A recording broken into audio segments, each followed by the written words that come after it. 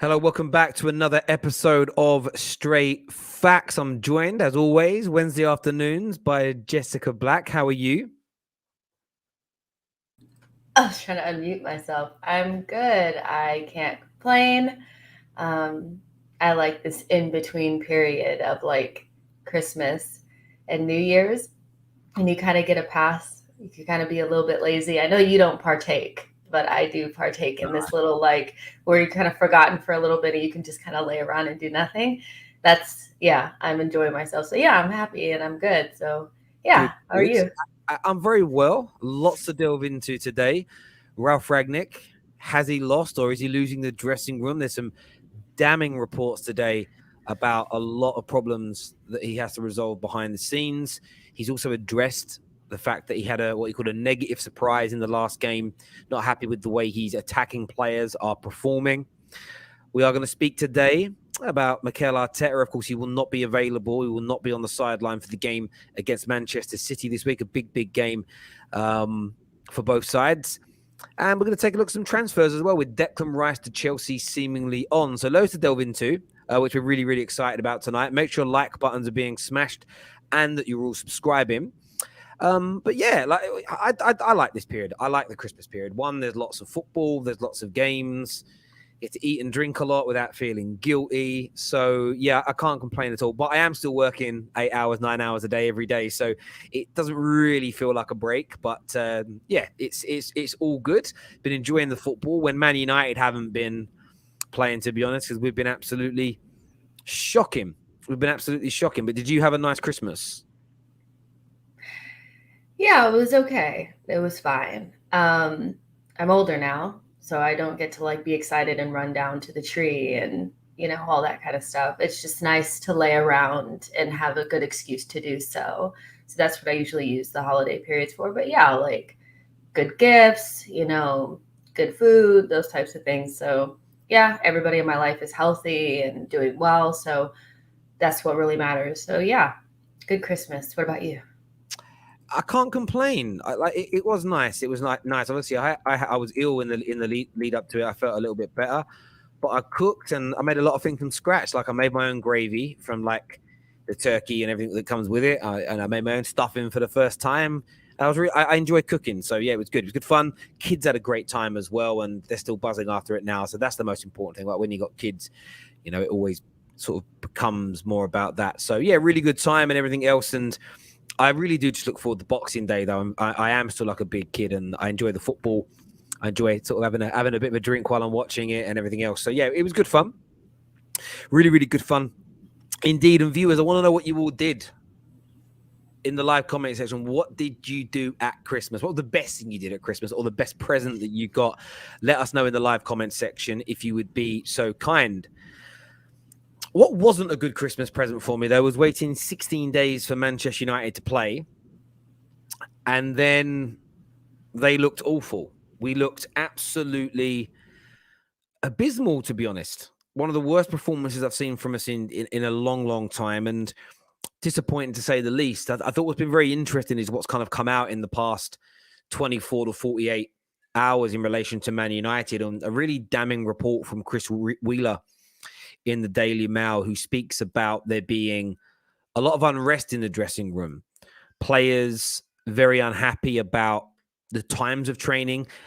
Some of it is really childish, but they're not happy with the intensity of training, the training methods. They're being made to train until when it's dark, so late afternoons, and they're supposedly annoyed they're being made to train either in the dark or while it's dark or so late. They're annoyed that their little cliques are being broke up and are being made to work in different groups. And there's a lot of dressing room unrest and upset, really, for Ralf Rangnick to fix. And I think what really stands out to me massively with this report is it makes me very fearful that the cultural reboot that we were told for 3 years was happening, the right players, the right attitude, the winning mentality, the want to run through brick walls. We were told this was all on the way, this was all being built. And if these reports are true and Ralf has to start again, we're in a lot of trouble. We're in a huge amount of trouble as a football club if even 50% of what's been reported today by Chris Wheeler is true, because as I've said all along, if people go back to, do you want Ollie to be sacked? I never thought he was a good enough manager, but I also don't trust this club enough for them to appoint somebody else. I don't trust that we have built a platform for the next person to be successful from. People will argue straight away, but Ralf, he's going to be the director of football. We haven't had that before. He'll build it up. So it may be another rebuild, another cultural restart, another project, but Ralph's the right guy to lead it. Cool. If you truly believe the Glazers are going to see that project through. They've told us there's been 4 other projects that never come to fruition. I have no faith in this football club at all, and I truly hope that these reports are not true. I beg and I pray that they're exaggerated, that they're going to be chip paper tomorrow. But sometimes when you get a deep, dark, horrible feeling that all your worst fears are about to come true, and all of the Ollie in, Ollie out, Jose in, Jose out, drop Bruno, drop Rashford, sell Pogba, sell Martial, these people are all the problems. I've been saying it on camera for years. Of course, those people have caused us issues in individual games, but they are all systems of the biggest problem at Manchester United, and it's the lack of winning desire at board level, rewarding mediocrity, and the fact that we're just in fact, we are the worst run club in the Premier League without a shadow of a doubt. And the fact that Ralph's come in, I get the feeling that he has sensed it, seen it, and thought, oh my God, how can a club this size with this much money be run like this? Professional football players crying because they're being made to work until 5 o'clock in the evening. It's beyond embarrassing as a Man United fan to even read these stories coming out. It's atrocious for me. And no wonder we've seen these performances like we have against Norwich and against Newcastle when the players don't want to work hard. Ralph's come in and said, right, we've got to run like this, press like that, do this, do that. And the players are not willing to do it. He spoke in his press conference today about the team lacking desire and fight. And we all saw that against Newcastle. A couple of heavy tackles, and our players didn't want to know. It's honestly, it's a shambles at Man United right now. And I was hoping that all my worst fears and my worries about the way we were operating behind the scenes were not true. I was praying I was wrong. And right now, I feel nothing other than a sense of being deflated, because it looks like my biggest fears, after all, are now being realized. That the Ollie in, Ollie out debate, as I thought it would be, was a complete and utter red herring, completely irrelevant to the progression of our football club. Yes, he played a part. He had to go. He wasn't a good enough coach. But if you're not running things properly behind the scenes, it doesn't matter who's in charge. And I just pray that Ralf can fix it. I hope that he can turn it around quickly. I hope that we can get back on track. But I'm already not losing faith in him, because he's still controlled by the same people that have been failing now for a decade. I'm just losing faith very, very quickly. Yeah, when you see performances like you already said, the Norwich performance and the Newcastle one, it's pretty indicative of other issues going on. That's not just getting outplayed. It's players that there's something going on. And I've seen tons of those types of performances over the last couple of years from Arsenal players. I always knew that there was something happening, going on behind the scenes. And, we kind of already spoke about there was a culture, quote unquote, built by Ole Gunnar Solskjaer, but would it be unveiled at some point that there was none? And I would say that there were clear signs before even the Norwich and the Newcastle game that may have been a little bit of a stretch. You could go back to the Villarreal final. I think that was a big sign that the culture wasn't right then, because you guys should easily be beating Villarreal in a final.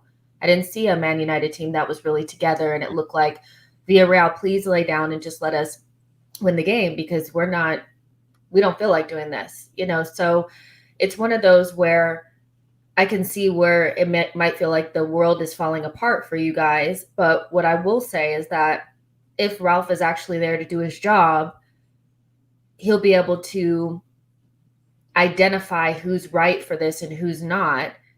You may not be as close to title contenders as you may have thought before the season started, but you got to get rid of the people in the club that don't align with whatever Man United is supposed to be about. And I just don't see that.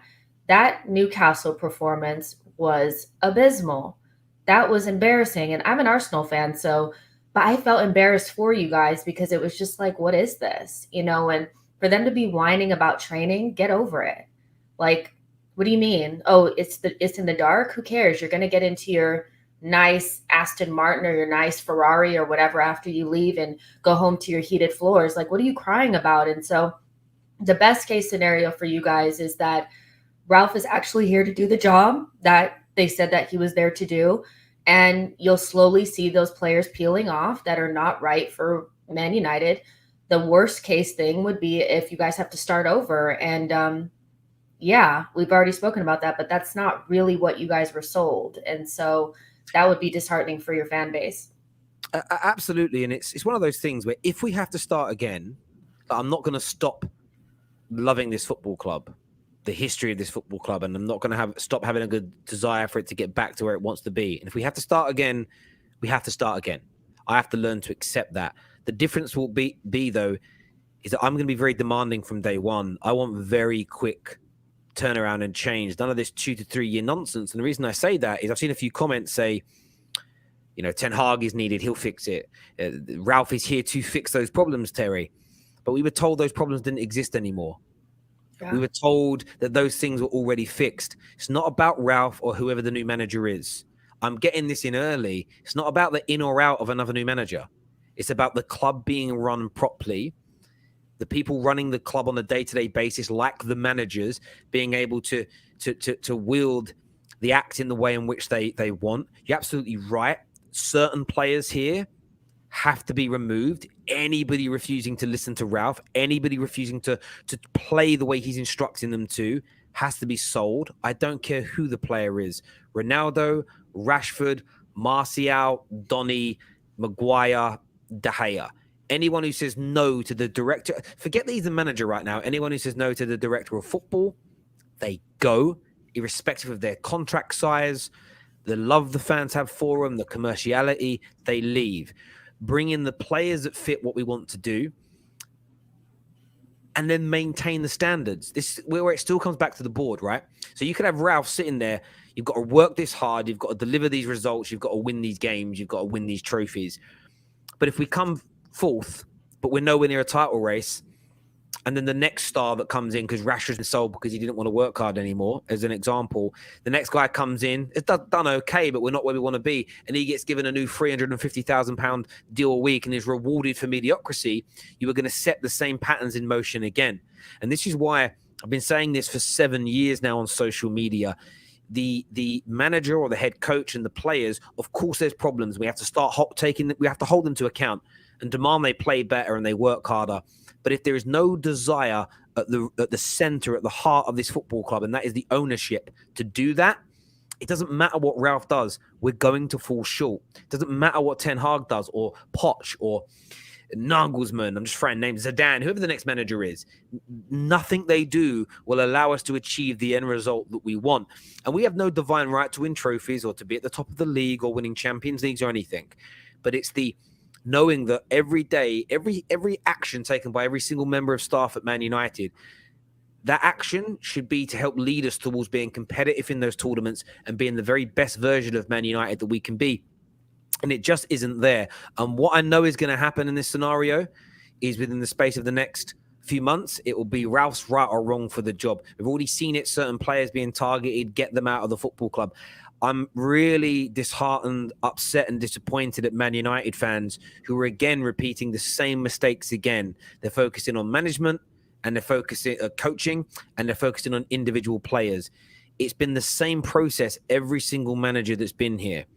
It's Fellaini and Moyes. Get rid of them and we become a good team again. Let's get rid of Rooney and LVG and we'll be a good team again. Let's get rid of Zlatan because he's too slow and Jose Mourinho and we'll be a good team again. Let's get rid of Ollie and Bruno and Rashford and we'll be a good team again.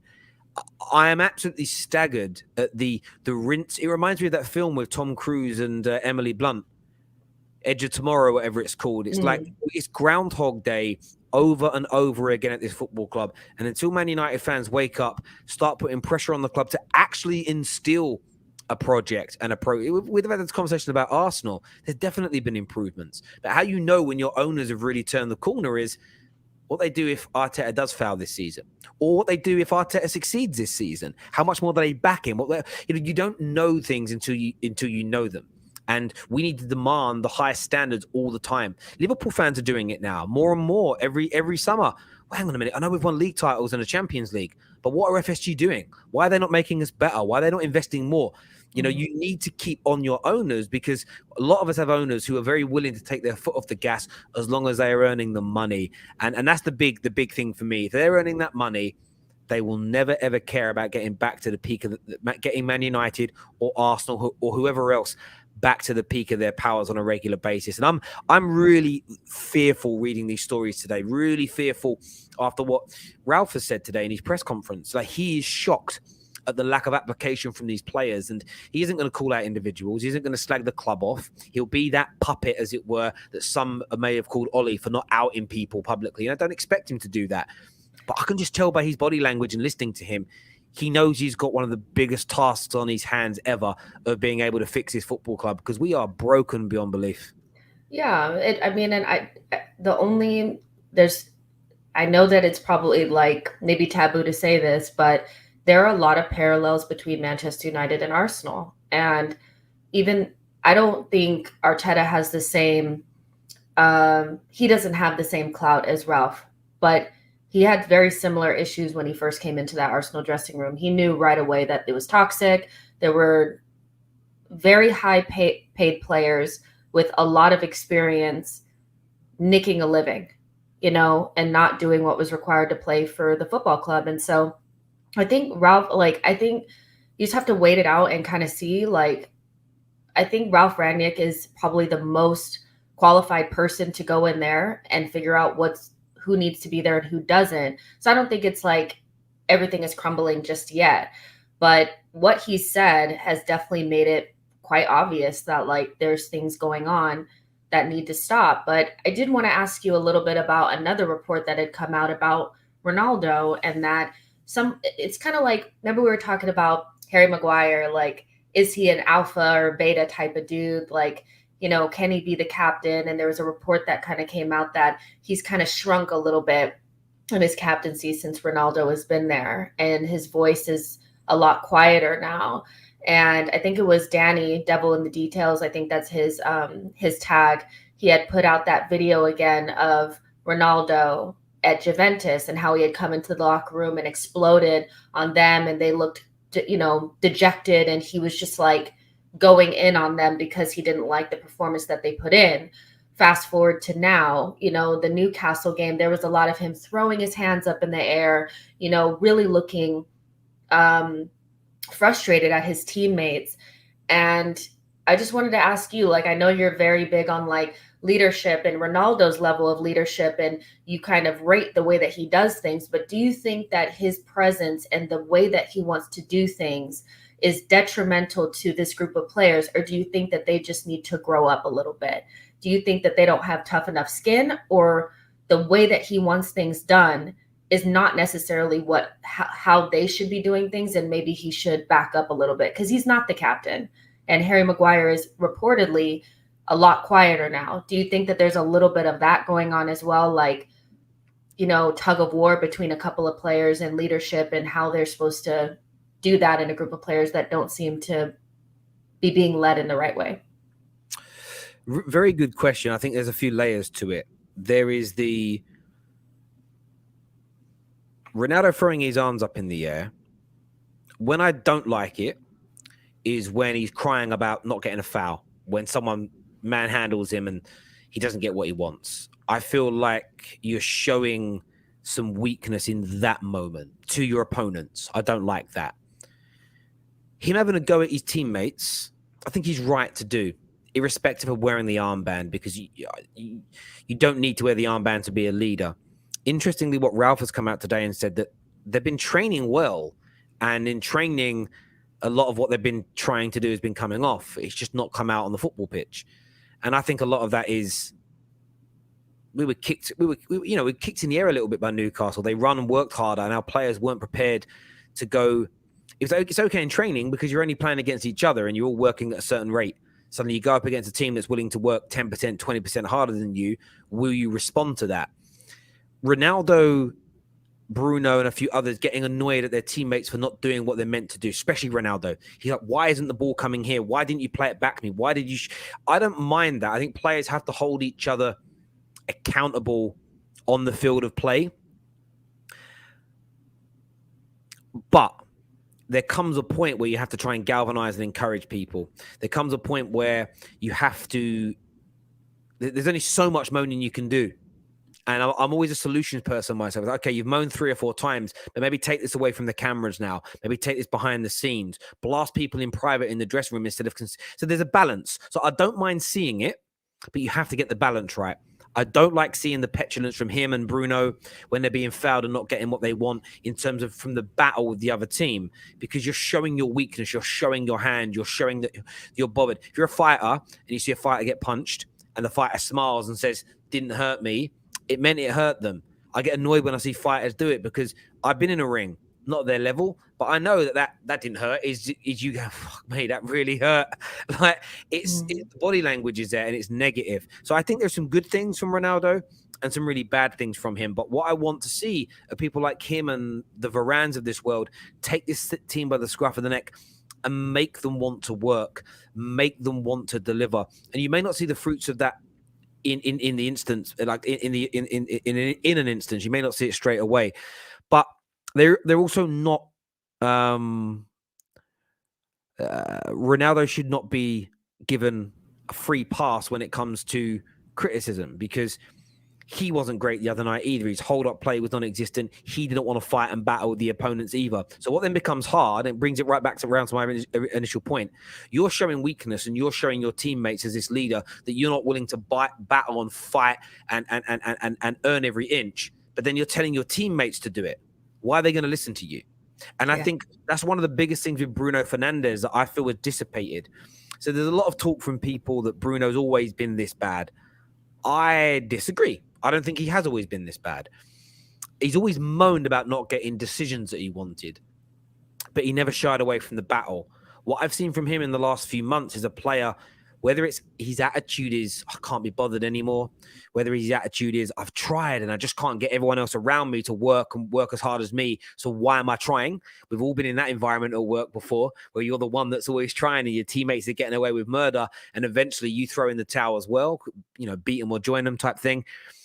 But I've seen that from Bruno. He just isn't willing to do what he used to do. He isn't willing to fight anymore for every inch. But we've seen this consistently for a decade now with various players under different managers. And I believe it's because at the core, there's never been the responsibility put upon these players and managers to deliver the end results. It's been qualify for the Champions League and you're okay. We'll give you new contracts. We won't sack you. That's all it comes down to. And that lowering of the bar by the board is terrible. And it's why, if we go back to this new rebuild, I'm worried because the bar gets lowered again. But we're starting from scratch. We shouldn't be expected to challenge now. It's going to take 3 years for us to start challenging again. We keep resetting the bar again. And then the same problems persist. And look, Ronaldo's and Bruno's, they need their criticism along with everybody else they do. But I'm not overly focusing on them for where we are, because I've seen this for a decade now, with and without them. I feel like people are deluding themselves to think that just dropping Ronaldo and Bruno is suddenly going to make us a better football team overnight. We've had this debate with multiple players. Until there is a shift and every player is running, working, fighting. One of the reasons why Liverpool lost last night is because for whatever reason yesterday, there wasn't the same intensity levels there. If Liverpool's intensity drops by 10%, they can be matched by much lesser teams. Liverpool and City's biggest strengths have been their intensity, their work rate, their teamwork, the covering of positions, the ability to run through brick walls for each other and for their managers. That's been the difference between those two clubs in the last 7-8 years and Man United. Yes, the coaching, has been better. They've had better coaches than us at times and everything else. But we've spent loads of money. We've bought lots of quality players. It's the mentality element that we miss. And I am looking at the Ronaldos and the Brunos, the Varans now to show the right mentality, if that all makes sense. But it's just a shame that we're here, really, because we weren't meant to be. We were promised something different. I always took it. I'm one of these people where it's in social media reads it very differently. So if we turn it around next week, but God, Terry, you said it couldn't improve. I haven't said today 100% the cultural reboot hasn't happened. I'm sensing it hasn't. It feels like with these stories that it's not. And again, I pray in this instance, in this context, I'm wrong, and this is just a fabricated media story, as I say. But I get a really horrible feeling in my stomach. It's one of those things where if the news comes out that Ralph's doing this whole new program now to make us better, I'll go, okay, let's see if it happens then. I'm one of these people, I'm always willing to give people time to prove that they're going to deliver what we're being promised. I just have no more faith in that. That's the worst feeling I've got right now with Man United. I hope it turns around. I'll celebrate if it turns around. But I have almost no faith that this football club will allow Ralph to build a club in his image anymore. I was believing it. I was willing myself to believe it. I'm just starting to completely lose faith in Man United as a football club. Oh, but okay, this is just okay. I get what you're saying. I hear everything you're saying. You guys play Burnley next tomorrow. The game's still going ahead. Yes. I mean, you guys. I mean, look at Leicester. I mean, one day you get slapped by City. You know, you get taken out by Liverpool, and then you beat them. You know, things can turn around very quickly. And so we don't know just yet. It stinks a little bit. You can kind of sense it coming out a little bit. It's like, okay, it stinks a little bit, but it's still not that far away from the top four. Still could have a couple of good results and things kind of change around. You probably just need some wins under your belt. I don't know. I feel like it may be true what you're saying, but let's just give it some time because yeah. I do hear you on that. And look, if we beat Burnley tomorrow, I'll celebrate and be happy. I'll celebrate every win that we have. And we will still win games. And when I say finished, we'll still qualify for Champions Leagues. Maybe not this year, but we will. We'll still go on cup runs. But we will never get back to being legitimate favourites or one of the favourites to win Champions Leagues or Premier Leagues again, being run this way. And a few people in the comments saying, "Oh, Terry, you're sulking." I'm not sulking. This is not sulking.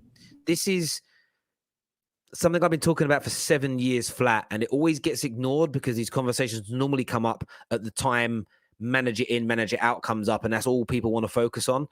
And we are now seeing the issue, the real true issues at this club. And again, like I say, I pray these issues are short-lived, and I pray that these players slowly start to listen to Ralph or quickly start to listen to him, and we see the improvements and they buy into it.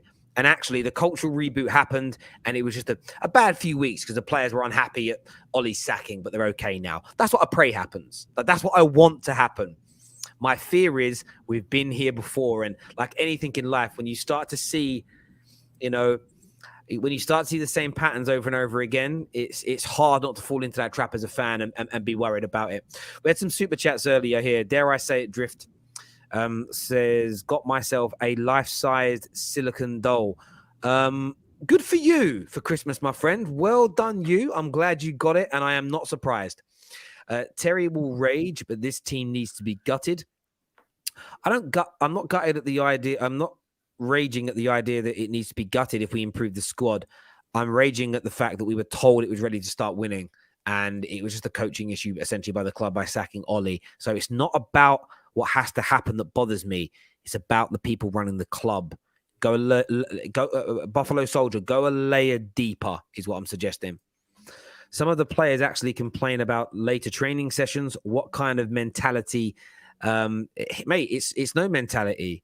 It's no mentality. It's like if you're earning 3 million, 5 million, 10 million, 12 million pound a year. I don't know what their contracts state, but their contract should be you have to work for 10 hours. There'll be like a limit to how many hours a day they can work, but 10 hours a day, but it's a 24-hour contract, which means I can call you into work whenever the hell I want. That's literally it. And that should be, in fact, it should just be you're on call 24/7 when you're earning that much money. What's the big deal? Like, I don't understand the big deal about it being late. I don't get it. Train late. So when we used to train with Team GB's training times tended to be at the same times that you would generally compete.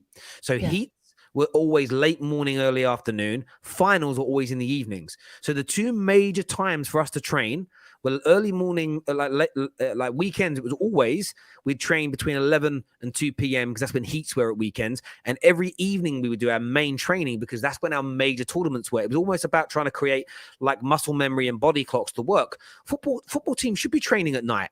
They should be training in mid-afternoons because that's when they play football. Like, it's crazy to me that anybody thinks that they shouldn't have to do these things. It's mad. My problem is now we want to discuss players. Where was this talk under Jose, under Ollie? They had deficiencies, but everybody blamed it all on them. But that's what usually happens is the manager is always low-hanging fruit. You know, it's easier to get rid of the manager than it is a bunch of players. But the best thing that can possibly happen is somebody that you truly believe in come in and tell you that these players are not good enough. Because every club does this. They start looking at the players. A lot of times, or the manager, a lot of times it's the players, and they're just, again, nicking a living and just not doing what they're supposed to be doing, you know? Absolutely. And I think it's a great phrase there, low-hanging fruit. It's true. The player should always be brought into these conversations along with managers. But at Man United, still, it goes a level deeper than both. It's the way we are run. The players haven't got a problem with ability. So a lot of people here, I told you about Bruno, Terry, with his misleading stats. I disagree again, Prince. I've seen a difference in Bruno's attitude, not his technical ability. The attitude has changed in the same way that nearly every player that's come here has been eroded into inconsistency. They've either come in and been inconsistent from the start, or they've been eroded into it. Every single player that has joined this club has followed that pattern from when they've come in. Like, look at Lukaku. Came in great form, joined, started well, and slowly got worse. Pogba slowly got worse. And we're talking about the better player. Even Harry Maguire, AWB, they all slowly got worse. Is that purely down to the coaching? I say no, because we saw it with other players in the past that came into the football club. Morgan Schneiderlin came into Man United with a huge reputation. Started well, faded. This is how, if you go through it, Memphis came in, started well, faded. It can't always be the coaches. We can't continuously keep buying duds. It's the attitude of the football club. It's the football club. It is. And I have you guys know, like, Kevin Campbell, like, he used to play for Arsenal and played for Everton. I've asked him this many, many times. Is it the manager or is it the players? You know, he's played, he knows what it is. And he's very vocal about saying that once they cross the white line, it's them out there making those decisions. You know, so the coach can only do so much. And obviously the coach is a massive influence on the team. Like, don't get me wrong, that's why they get paid the big bucks. But like, when they're out there and they're not taking on challenges and they're getting outrun by Newcastle players, it's freaking them. Like, it is. It's when you lose every single semifinal that you're in and every final, it's the players. It's not the manager. It's the mentality. And that comes from the culture, and that comes from the tippy top. So when you're saying going a layer deeper, it's really looking at where it's stemming from. And it's the ownership and the mentality from the ownership, and it trickles down. I just implore everybody, when you're done here, go and Google a video called The 5 Whys. The 5 Whys. The players are a big problem, but why are they a problem? It could be the coaching, it could be their attitude, but why are those things consistent across multiple squads and multiple managers since Fergie retired? I'll implore Man United fans, drop your agendas against specific players. Whether it's you hate Pogba or you hate Bruno, you hate Rashford or you hate Martial, none of those people are the reason we are where we are. It really isn't that. Terry, is Man United becoming a poison chalice? That's a really good question. I think it is. I think it is because, do you know what's interesting? Chelsea go through lots of managers, but their club's mentality is to win. So they're sacking managers so they can win games. Man United, it's all about making money. So that's why you always fall short. Terry Kino said it. These players will turn on Jose, Ollie, and now Ralf. Half of the squad should be sold. And again, Roy Keane's right to a certain degree. But the board can stop this overnight. And do you know how you stop it? You get rid of the players and you back the manager. And people always go, they did back the manager. They spent 200 million. Spending money is only a fraction of the job when it comes to backing a manager. I own the Football Terrace. Let's just say I employ KJ to be the managing director to run it. But then Jess and Anita Daniel and Prime all work they all work for KJ. But if none of them listen to him and they start throwing KJ under the bus, and I back them over KJ, KJ has no power, even though he's in control of those 4 people, because the person at the very top allows the subordinates to misbehave. If that's your work dynamic, the MD becomes obsolete and powerless. And that's what happens at Manchester United every time. The players stop working because they're not happy anymore. But if the board and ownership say, screw you to the players, and they back the manager, the players have no choice but to play hard, work hard. We reward mediocrity consistently at Manchester United, and it's why we are where we are. So Keno isn't wrong, but it's how do you stop the players from doing that? You look back at the ownership again. 1 league in 7 for Klopp. If I speak, I'm in big trouble, is what Jose Mourinho has got to say here.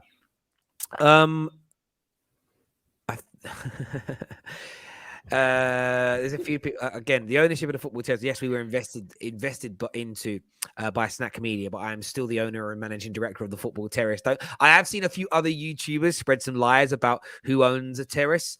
Trust me, my guys, I am golden. That was such a good example. Like, honestly, if you did hire KJ and you hired the rest of us, I'm sure we wouldn't listen to him at all.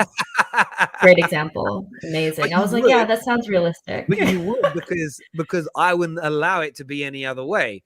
And it's because I do believe in, especially in business and in sport, I believe in hierarchies. I had a coach, part of Team GB. I thought he was terrible, but I never disobeyed him once. And do you know why I didn't disobey him? Because the chief coach was actually my instructor from being a kid, and that guy would have punched me in the head. So I was, and whatever my motivation for listening to him, I listened to him and I did what he said, even if I knew it was wrong. Even if I knew it was wrong, I would still do it because I believed in that. Especially when I got to remember being a senior member of the squad, if I didn't listen, the less experienced people wouldn't listen, and you cause a problem. It's a domino effect, and it's terrible, and you need to do it, and it's not right. Terry, I don't want to hear this fan base crying about passion and effort, because when Ollie mentioned it, people criticized him, and now they want passion. Listen, yeah, but he was without tactics. Like, you need tactics and all of that, plus the passion and desire and all of that. Of course you do. Absolutely. And you are right. You need a mixture of the two. We do want more of your thoughts and your feelings on this matter. Get your comments into us now, ladies and gentlemen. Make sure that like button is being smashed. But remember, on Sunday, it's going to be a very special day for the Football Terrace. We go live exclusively on Twitch for our watch-alongs that start in the studio. The link is pinned to the live comment section and in the description below. Please go and subscribe to it right now if you haven't done so already. That would be amazing if you could go and get that done for us, please, you wonderful people. JJ here says, big up Terry and Jess. I thought Ollie was the issue.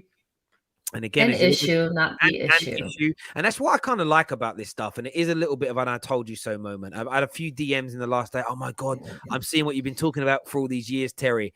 And I'm like, I know. I know. And we'll see. You guys don't want to give Terry I told you so moments, because when he gets them, he milks the hell out of them. I don't get very many. I'm too deep about things. Terry, Man United players equal soft. They play badminton. Young. I don't know what the young bit is for, but yeah, they asked that Man United have become weak, man. I told you, Man United are weak. Yeah. This weekend, though, we are changing the subject slightly here. We will do the quick fire round later, so any questions you've got, get them ready. Big weekend for Arsenal in the sense of it's a big game. You're playing champions-elect in Manchester City, who are just sublime right now. You probably look at it and say, probably on form. You're the best two teams in the league over the last 5-6 games. I want to ask you this question, though, because there was a lot of talk about this in when the last couple of big games, as in top 6 clashes came up for Arsenal, of these games being a free hit, the results not overtly mattering. What's the feeling from you and sort of Arsenal fans about this game? Must win? Is it kind of a really pivotal moment in your development as a club? Is it a free hit? Like, where's your mind's at as Gooners right now in the lead up to this really tough game? I think we know that Okay, so I have my thoughts, and then I kind of tell you first what I've seen. We all know Man City is gonna be a tough match. I mean, tough, that's probably even putting it lightly. The form that they're in at the moment doesn't really I haven't seen a lot of Arsenal fans really saying that they think that this is gonna be a win. I haven't really seen a lot of that. We're at home and we're better than we were when we played against Liverpool, and when we played against Man City the first time around. So I would expect that to mean something. Home does give you a little bit of an advantage. Let's not, make it seem like it's going to do everything for us, but we're home.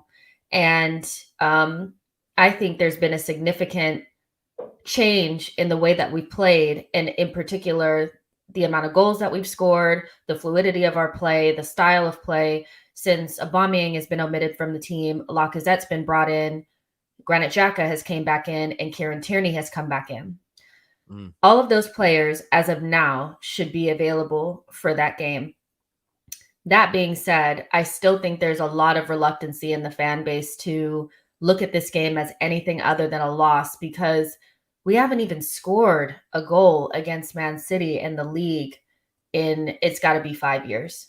There's just a mental block there.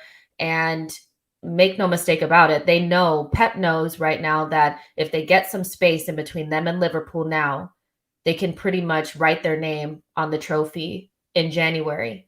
So I think it's going to be really tough. I don't think the mood is a lot different in the Arsenal fan base than it was when we played Liverpool that first time around, because we were really high off of that, like 10 games unbeaten and all of that.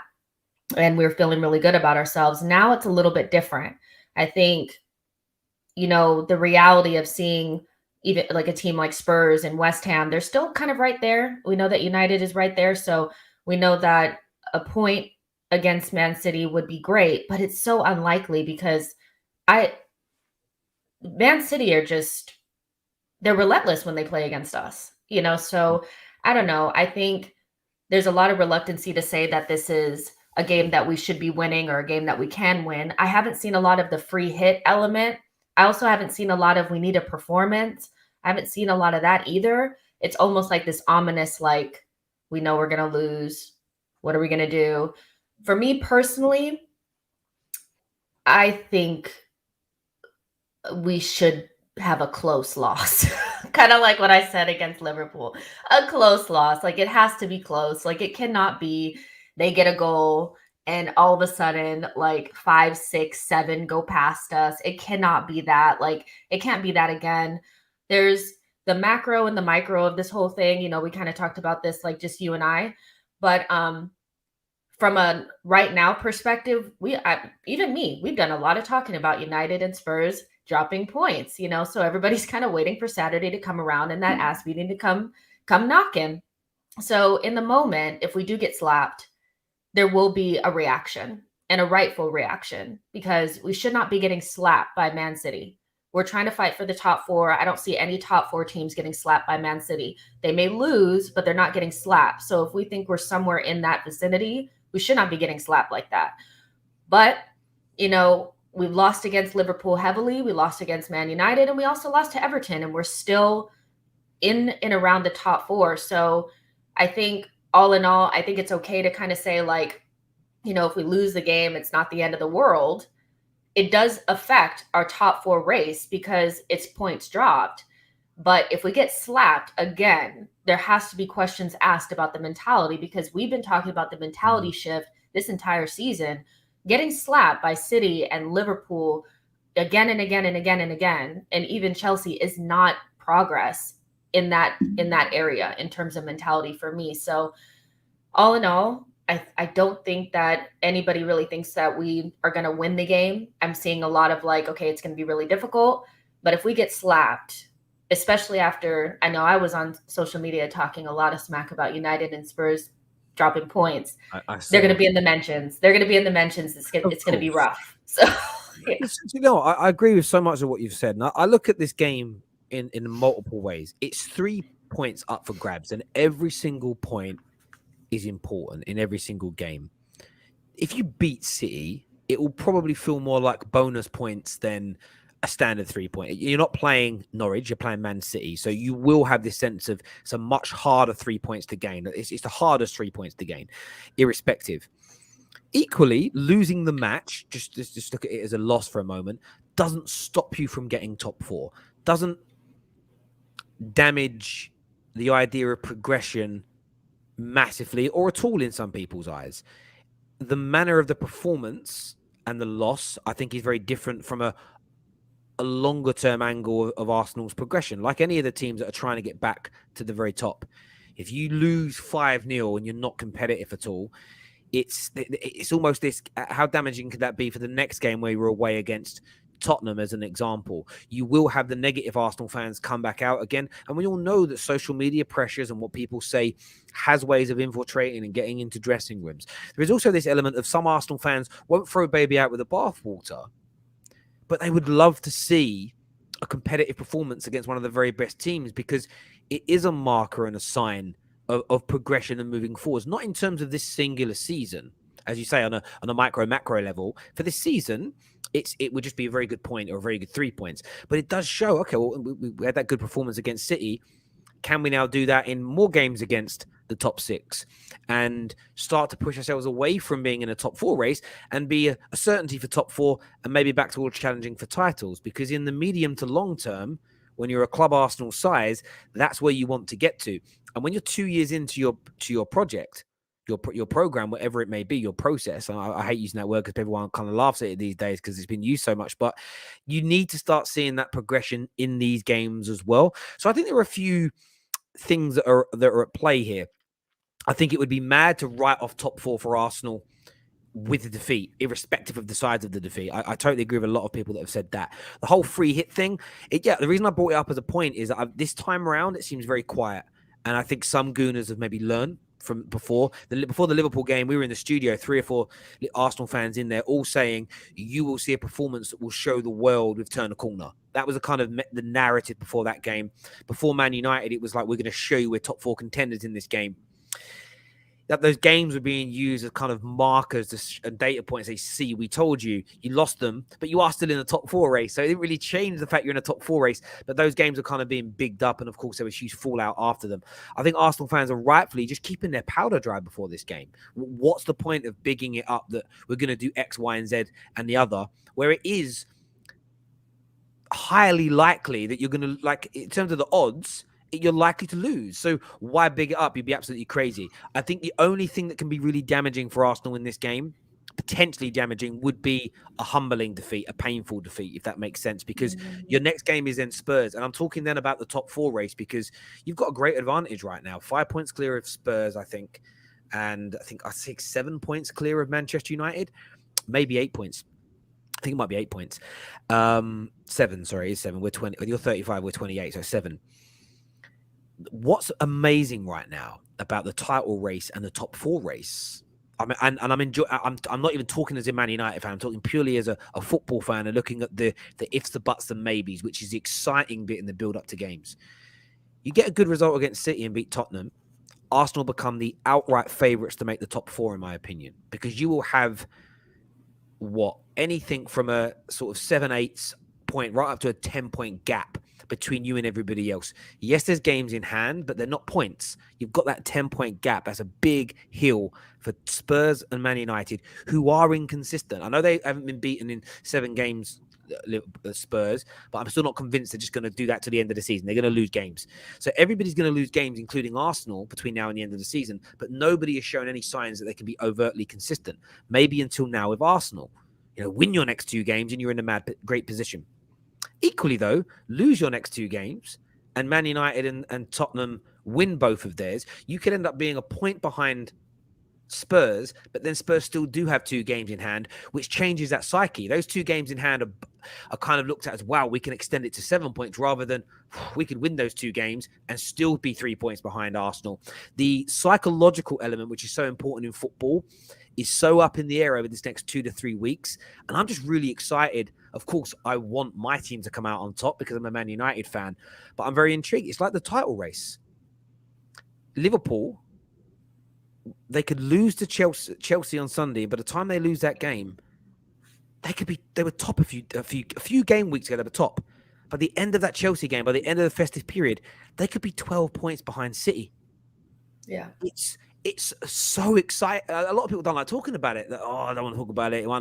For me, that's the exciting bit. That's what makes these games.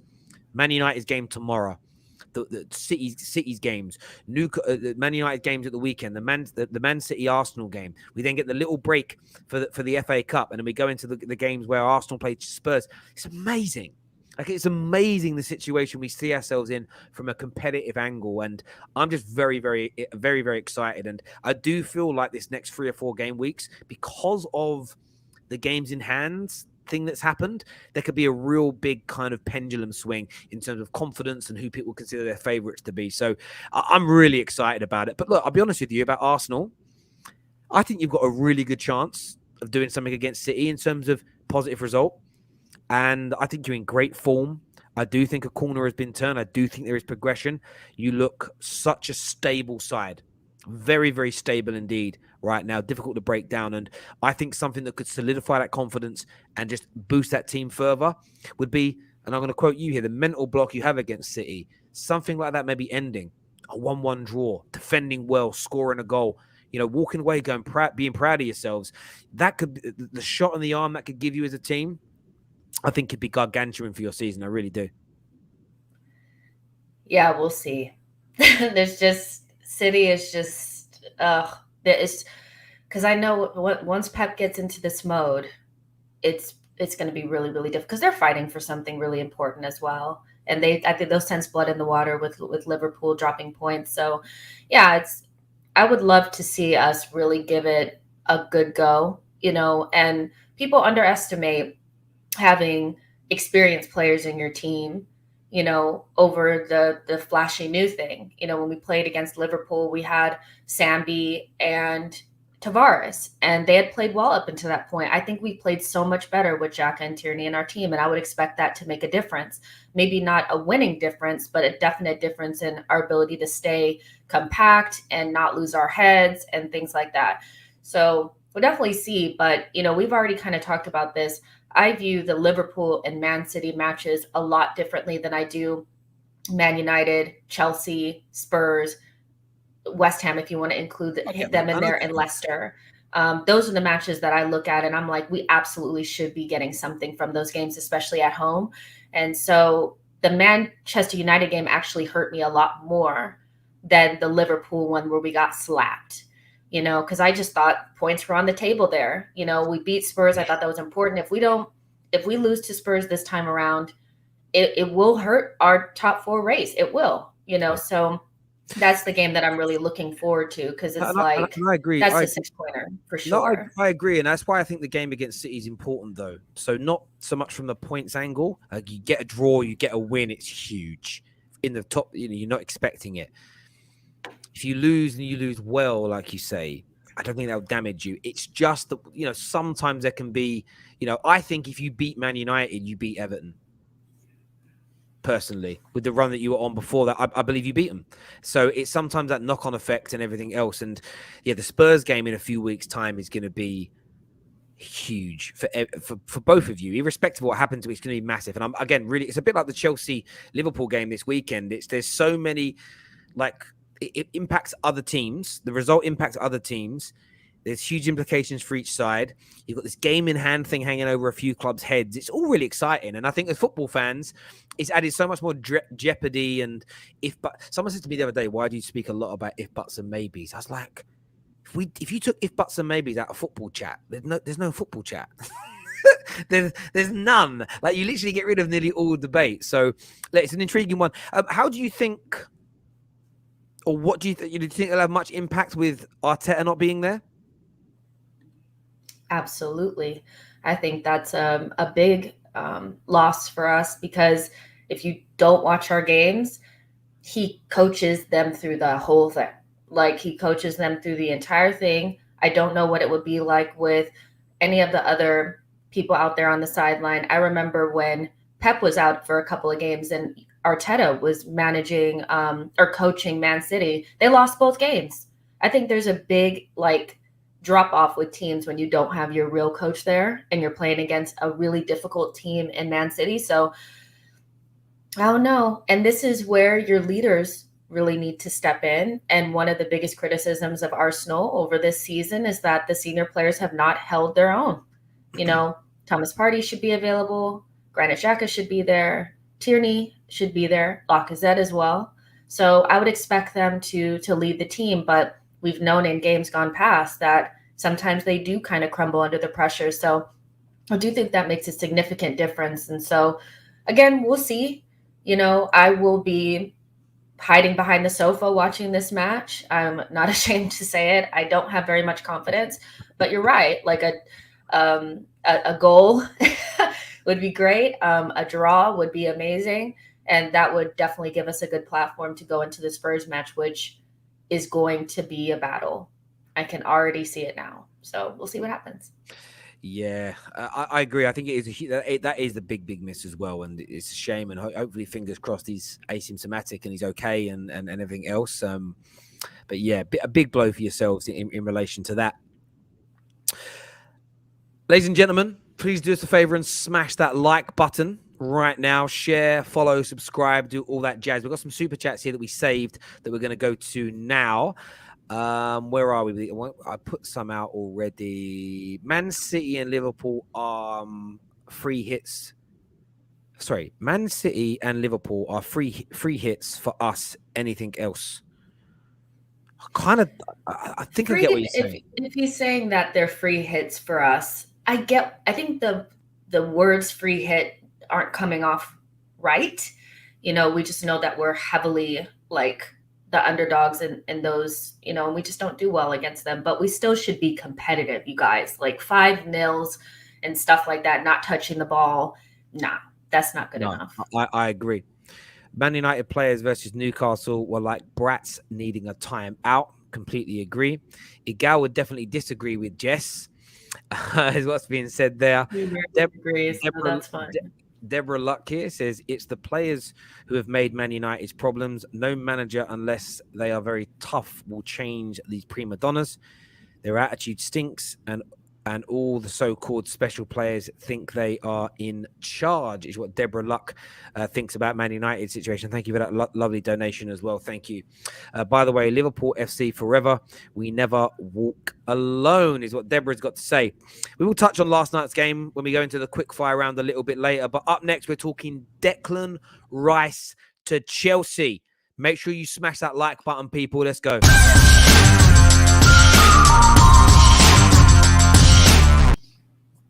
So Declan Rice is again linked with Chelsea. What we've been told is that his representatives have had conversations with Chelsea Football Club. There's no agreements in place.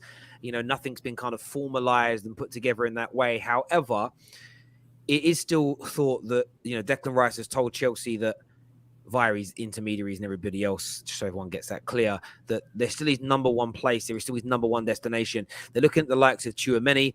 There's talks today still about 2 or 3 centre-backs maybe leaving Chelsea right now. It appears to be quite an interesting time squad-wise for Chelsea.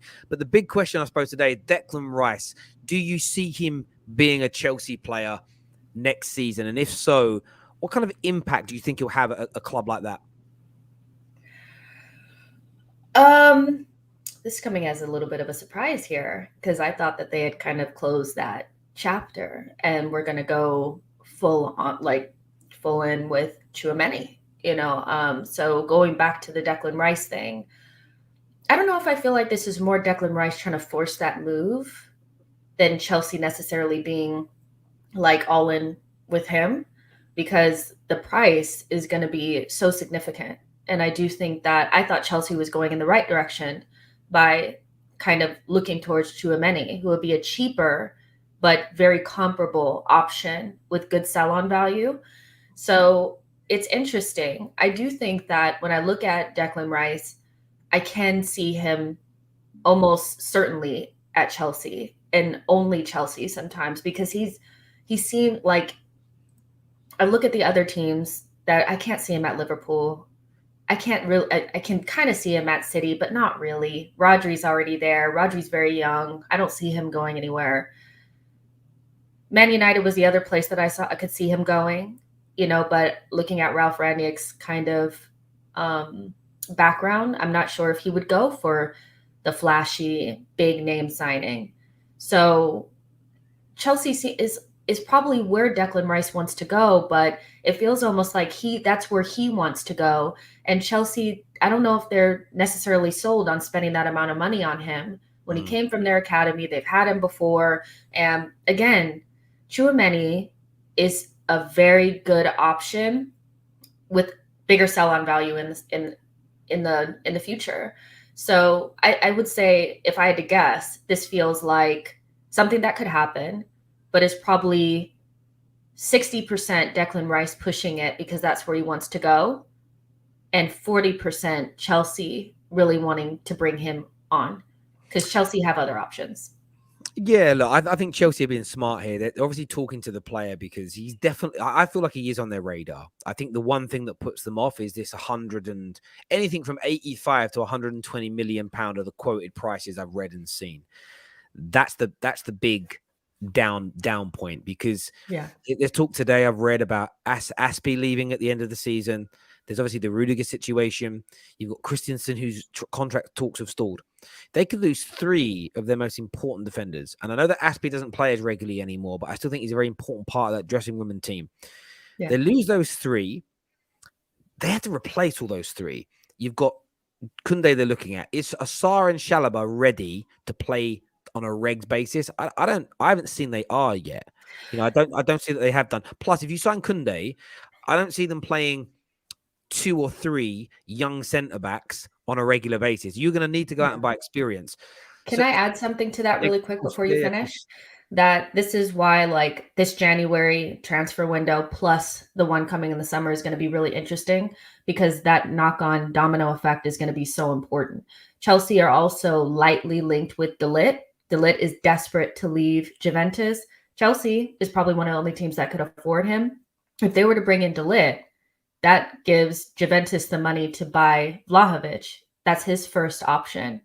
And that could potentially hurt Spurs and Arsenal, who are really interested in him. So the knock-on effects of what Chelsea ends up doing in these transfer windows are going to be huge, because they're one of the most financially capable of bringing in these big players. And like you said, they need 1 or 2 center backs. And that could also affect Declan Rice, who's most certainly going to want to leave West Ham. Absolutely. And I think that's what they've got to look at here. De Ligt, Koundé, what's that going to cost you collectively? 100 to 120 million pounds for them both. It just in transfer fees plus salaries. You've got Lucadinha that they're linked with. They need a new left back, whether it's him or somebody else. Theo Hernandez is linked. That needs to happen. They need adequate. We have no idea when Ben Chilwell is going to be back. You never know someone's response to major knee surgery, so they need to look at a new left back. They need more in midfield.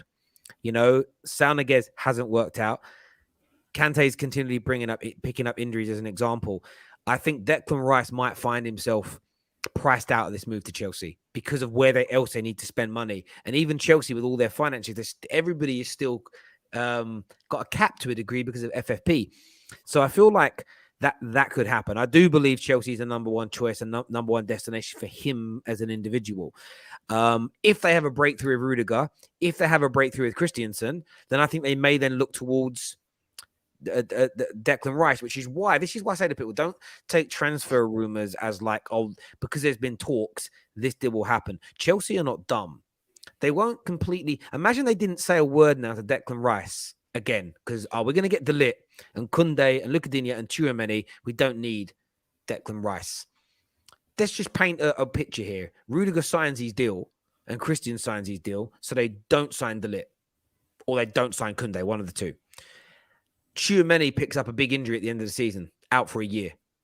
Well, we've saved money on not buying one big centre back. We can't get Tchouaméni. Let's go for Declan Rice. But because they've ignored Declan Rice for 9 months, he's already signed for somebody else because he's got everything done. He's moving. Do you know what I mean? He's bought his house there, whatever it is. Oh, we've watched the parade go by. Chelsea Football Club, they may not always buy the right players. Of course, they make mistakes in, this guy hasn't worked out how he thought. But they won't be sitting on their hands. They will be having these conversations. They'll be keeping the plate spinning for Declan Rice, because the world of transfers changes so quickly. 2 years ago, everybody was convinced Timo Werner was going to become a Liverpool player. It was one of those transfers where everyone kind of switched off from it because that's what we expected. And then bang, Chelsea came in, they offered the right money and everything else. It was only a week prior, I think Liverpool and Timo had spoke. And they was like, oh, we're going to try and work on the deal. We're going to try and get the money together. Chelsea came in and went, we'll do it now. So these things can change overnight. And the one thing is true with Declan Rice. Last summer, he told both Man United and Liverpool that both just inquired, did it make any offers? Would he be interested in basically leaving London and going up north to play for them? And he did say yes. So Declan Rice wants to leave West Ham. He wants to play Champions League football. His primary choice is Chelsea, but he would join other clubs in England. So, look, I think it's good news to Chelsea that your clubs look at you. I think Chelsea are going to have a very active January and summer. I really do think they are. It's going to be an exciting one for Chelsea fans. Who they bring in, who knows? Because they were bored this past summer. Remember, they were bored because they only got Lukaku. You can go back and look at a lot more's coming out about the Haaland story now, and it was more Haaland. Chelsea, it looks like Chelsea were pushing for it, but Haaland just wanted to sit back and wait because he knows this summer lots more clubs are going to come in for him, and he almost just wanted to keep the door open. It's one of the reasons why Vlahovic may not move anywhere. Spurs are working hard. Arsenal have inquired. That nonsense that Arsenal's phone calls are being ignored. So it doesn't mean he's going to pick Arsenal because they have had calls, but he isn't committing to either Tottenham or Arsenal because it is widely reported that Juve is his number one choice. So, and if he's being told that Juve might come in the summer, he'd be an idiot to go to Spurs or Arsenal now when his number one dream destination is down the road. Equally, Declan Rice is not going to commit to Man United on the 1st of June if he knows Chelsea are interested in him. He'll hold off a little bit and wait and see what happens. However, if Chelsea show no interest and they ignore him and go, there's no chance, you just miss out on these. It's just about being essentially, this is sales. You're trying to land deals, and a sensible salesperson will always keep doors open and keep a few, what are they called? Stokes in a few fires there. But look, I think if Chelsea pull it off, by the way, a tremendous bit of business. I mean, I think Declan Rice for me has been the best player outside of any of the top six. In fact, he's been probably one of the top 5 players in the league this year for consistency, the way he's run in nearly every game he's played in. He performs well in midfield, irrespective of who they're up against. He has a good game. He has these moments, and you could just imagine him surrounded by other top-class players, dominating the majority of midfield battles that he gets into in the Premier League. You stick him in there with a fit Kante, or a Jorginho, good defense behind him. Excellent. I mean, no disrespect to West Ham's attackers. They've got very good players in Benrahma and Bowen, very talented. But imagine you've suddenly got Chelsea's plethora of talent in front of him as well. It's just levels. Or if he did, I mean, you mentioned City. I know Rodri's great, but stick him in that City team. He just have a great time, wouldn't he? Like of course, there's big responsibility in those teams, but it'd just be like, I think it'd be easier for him to perform because he's got all that support around him. But I'd love him at Man United as well, by the way. I think he'd be a great signing. But do you think there's just to play devil's advocate really quickly? First of all, I like Declan Rice. I think he's a top player. So please don't come for my neck. I'm not saying he's not a good player, but when we saw Grealish move from a smaller team where he was the big fish in the small pond, do you think Declan Rice could have something similar happen to him? Or do you think that he has enough about him to kind of not have that same type of, I got a really big move to a different team that has different requirements and it's not West Ham, it's Chelsea now. What do you think? Do you think that there's any chance that he could have a similar, path like Grealish a little bit? I feel like with Jackie Grealish, his issue is more his freedom was taken away and he's got to get used to playing in a very prescribed, repetitive system where it's almost 35% of the time it'll come down your side, but we have to make sure 35% of the time it goes down the right hand side, irrespective of, you might be having, sometimes have those days where your winger is killing a fullback. If City give me those vibes of, we know you're killing your fullback, but 50% of our attacks have been going down the left. We've got to do some on the right. It's almost this, we have to stay balanced at all times. We have to stay to the system and the process over any one individual. Where I think Declan Rice, with the way he plays, that controlling of a game, that dominating of a midfield, that type of process and balance helps because there's a pattern for you to follow. Win the ball back and then feed it left or feed it right or drive it forward. And he's great at doing those things. And then you hand it off for those creative players to do what they need to do. There's always a chance he flops or takes a year or two to find his feet. But I just feel with his type of role in a team, I just feel like he would be, do you know where I think he'd be really good at? The long-term replacement for Jordan Henderson at Liverpool. Because I think he's technically a better footballer than Jordan Henderson. I think he's got the physical attributes to do what he does, the defensive mindset to do everything that he has done. He's got the leadership capabilities. Liverpool, really and truly, that's the kind of player that they should be looking to replace Jordan Henderson. I think he would actually up that level. I think he's better than Jordan Henderson. I really do think he'll be better than him at that point. But yeah, of course, there's always a possibility that it doesn't work out. We've seen that before with certain players moving. You know, I thought Alexis Sanchez would do well at Man United. Oh my gosh, but, that wasn't going to work out. Yeah. Interesting here. There's a tweet that's just come out from Simon Phillips who says John Terry took an active interest in Chelsea's academy and would often provide support to players. It was Terry who spent time on the phone with Declan Rice after the midfielder was released by Chelsea at the age of 14, and the pair remain in touch. Because obviously John Terry's returned to Chelsea, hasn't he, in a part-time basis as coach. And listen, John Terry is definitely involved in trying to get him back to Chelsea in terms of, you know, John Terry could be partly the intermediary because he obviously knows everybody. And that's how intermediary work is done. It's just sometimes finding someone that knows both parties. Equally, it's also completely legal for, maybe not now that John Terry works for Chelsea, but for an intermediary to talk to Chelsea and then go and talk to Declan Rice, you can't be done for tapping up. The reason someone said to me the other day, why are there so many intermediaries? I went to stop Ashley Cole situations happening again. You know, an intermediary having dinner at a restaurant and Declan Rice walks in and sits on the table next to him for dinner is not illegal. Chelsea Football Club doing that and sitting next to him and then sitting on the table talking about the transfer is against the rules. That's why intermediaries are used. And why also the journalists, the transfer guru journalists, will always put out no direct contact between club and player have happened. And that's because the club are saying, you make sure you say that in this information we're giving you because we don't want to be in trouble for tapping up. It's all a game, really. John Terry wants the top job. I'm intrigued to see what John Terry does with his career managerial wise, but we will see. Quick fire round coming up, ladies and gentlemen. So get your super chats ready for us. Get your member chats ready as well. Make sure that like button has been smashed and you subscribe to the Football Terrace. Let's do this.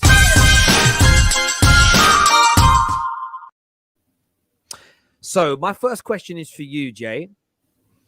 Were you surprised at Liverpool's defeat last night against Leicester City? Yes, I was. I thought, because I looked at Ndidi and Amartey on that lineup sheet and I thought, you know what? I think Salah could probably get a couple of goals today. So I was. But as you said, Liverpool is kind of different when they don't have that intensity, and they didn't have it. And you could kind of see as the game went on that Leicester got more and more confident. Again, they were at home, so having your fans on your side does make a difference when you are up for the game. And yeah, it was a shock for me, especially because they needed those points to stay closer to Man City, and they just weren't on it. You know, they weren't on it. So that's all I'm going to say. I will decline to speak any further on Liverpool because we know how they feel about me. It's interesting, really, because Thierry Henry, I listened to what he said after the game, and he was talking about how he's been watching Liverpool in the last few weeks and felt like they were winning games, but they weren't quite at it. They weren't quite where they needed to be. And look, Liverpool, it's interesting, really, because Liverpool are still in this title race. Right now, they're in it. This notion that they're not, I don't like this writing off of Chelsea and Liverpool, I think is wrong. At this stage, City have moved into being the beyond marginal favourites because of the points difference, but the teams are still in it. Football isn't a game of absolutes. Football isn't a game of where everything is. Nothing's set in stone. We saw it. You know, our Euros predictions. Everybody picked France to win. They got knocked out after being 3-1 up against Switzerland. Nobody. We actually had on all the people that were on the show. We had 10 people on that show. How far England were going to go. Only one person put them into the quarterfinals. They got to a final. You know, they're just examples of that. No one last night predicted Liverpool were going to lose. So to sit there and say City won't lose, I just find it It's no disrespect to City. City could win every one of their remaining games. They could win the majority, draw 2. That could happen. Equally, they could lose a few. Like to sit there and act like that is not possible. It hurts my brain as a football fan to kind of hear that talk. I was shocked though by the lack of intensity from Liverpool. Again, I was shocked at them being caught out with their high line. The lack of work rate at the right times from people was mad to me. You know, Trent not going with his runner, I thought it was with him. Like, go run with Lookman, intercept that pass back into him. They don't score, as an example. And, you know, Klopp himself spoke about Klopp will never single out players, but he spoke about the lack of intensity in the game as well. And considering they had Boxing Day off, I expected more from Liverpool last night. It makes their game against Chelsea now so big for both teams, because Chelsea or Liverpool could almost end the other one's title chances, especially if Chelsea don't get a positive result tonight against Brighton. Like, it's amazing. And City will be looking at that game, licking their lips, because someone or both are dropping points. However, City need to beat Brentford and they need to beat Arsenal. And you can't ever look beyond the team in the Premier League. We've seen shock results before. But yeah, last night result has done it. And the reason why Chelsea and Liverpool need to respond big and keep winning now is the only thing that's acceptable Premier League-wide for those two clubs is challenging for league titles. If you end up 12 points plus behind City, you're failing. Doesn't matter how many records you break or my players have scored this and this is a good. If you're 12 points plus behind those league leaders, I look at that as too big a gap. That's failure. And they'll know that. And that's why Klopp was angry yesterday, and he's absolutely right to be angry. But they've got to respond. And I think them needing to respond, again, if I take myself out as a neutral, I'm very excited about the next 2 or 3 games for all those teams in the title race, because it is a title race in my opinion.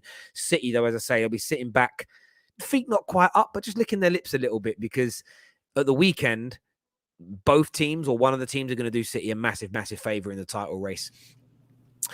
There's a comment here that says Dominic Calvert-Lewin should leave Everton, in my opinion. Where should he go, Jess? Where should he go, Dominic Calvert-Lewin?